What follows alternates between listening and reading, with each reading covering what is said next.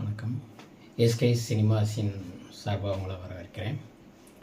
இன்றைக்கி நம்ம பார்க்க போகிற திரு விஜய் அவர்களின் பிறந்தநாள் வாழ்த்துக்காக அவரை பற்றி ஒரு ரிவ்யூ போடுவோம் அப்படிங்கிறக்காண்டி தான் பேசுகிறேன்.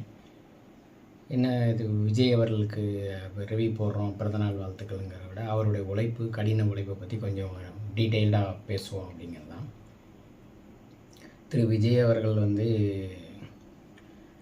இன்றைக்கி 60 படங்களுக்கு மேலே 65 படங்களுக்கு மேலே நடிச்சிருக்காருன்னா அவர் எவ்வளவு கடந்து வந்த பாதைகள் எவ்வளோ கடினமானதாகவும், எவ்வளவு சிரத்தை எடுத்து அந்த இடத்துக்கு வர்றதுக்கு தக்க வச்சுக்கிறதுக்கு அவர் எவ்வளவு சிரமப்பட்டாருங்கிறதும், அதை பற்றி மக்கள் தெரிஞ்சுக்கணும்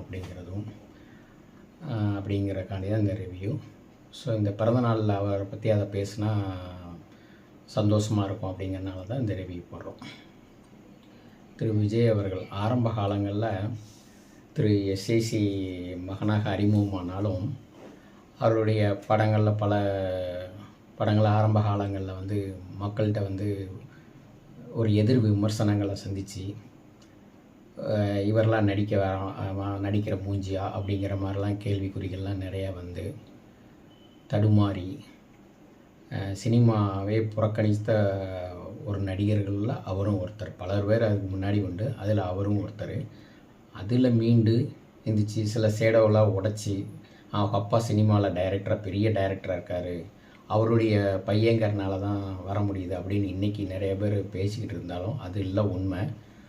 அவர் கடினமான உழைப்பு, அதுக்கு பின்னாடி அவர் சினிமாவை நேசித்த அதுக்கு பல்வேறு ஒவ்வொருத்தரும் ஒவ்வொரு நடிகர் வரும்பொழுது நெகட்டிவ் விமர்சனங்கள் வரத்தான் செய்யும். அதெல்லாம் எதிர்கொண்டு இன்றைக்கி இந்த இடத்துல இந்தியாவே திரும்பி பார்க்கக்கூடிய, ஏன்னா இன்டர்நேஷ்னல் உலக அளவில் அவருடைய படங்கள் தமிழ் சினிமா பேசக்கூடியதை செஞ்சதில் பெரிய பங்கு திரு விஜய் அவர்கள் சாரும்.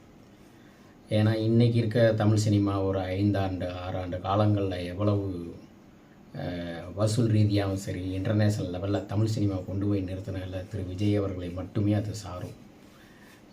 அந்த இடத்துக்கு ஒரு நம்பர் 1 இடத்துக்கு வர்றதுக்கு கடின உழைப்பு. சினிமாவை ரொம்ப நேசித்தவர்.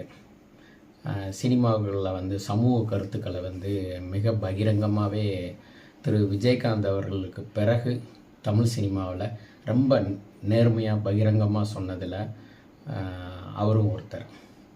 அதுக்கு அடிப்படை விஜயகாந்த் சாரோட நெருக்கமான பண்புகள் இருந்தனால, அவங்க அப்பா விஜயகாந்த் சாரை வச்சு நிறைய படங்கள் எடுத்தனால, அரசியல் படங்கள் எடுத்தனால அது இளமையிலேயே அவருக்கு பாதித்து அந்த அரசியல் வசனங்களையும் உதத்தளவு இல்லாமல் உள்ளத்தளவு பேசி இன்றைக்கி அந்த இடத்துல நிற்கிறாரு. சமீபத்தில் அவருடைய அரசியல் என்ட்ரி கூட பண்ணியிருக்காரு. அதுக்கும் வாழ்த்துக்கள். மேலும் அவர் அரசியலில் ஒரு பெரிய எப்படி சினிமாவில் நம்பர் 1 இடத்துக்கு வந்தாரோ அரசியலே அதே மாதிரி ஒரு நல்ல மாற்றத்தை தமிழ்நாட்டுக்கு தருவாருங்கிறதுல எனக்கும் அதில் நம்பிக்கை உண்டு. அதுக்கும் வாழ்த்துக்கள். இந்த பிறந்தநாள் அவருக்கு ஒரு ஸ்பெஷல் பிறந்தநாள். வருகிற செப்டம்பர் 5 அன்றைக்கி கோட் படம் வருது. இன்றைக்கி அவருடைய செகண்ட் சிங்கிள் பாட்டும் வருது. எல்லாம் நல்லபடியாக அவர்கள் ரசிகர்களை திருப்திப்படுத்தும் நம்புகிறேன். இந்த பிறந்தநாளுக்கு அவர் வாழ்த்து சொல்கிறதால நான் ரொம்ப பெருமிதப்படுறேன். ஏன்னா விஜய் அவர்கள்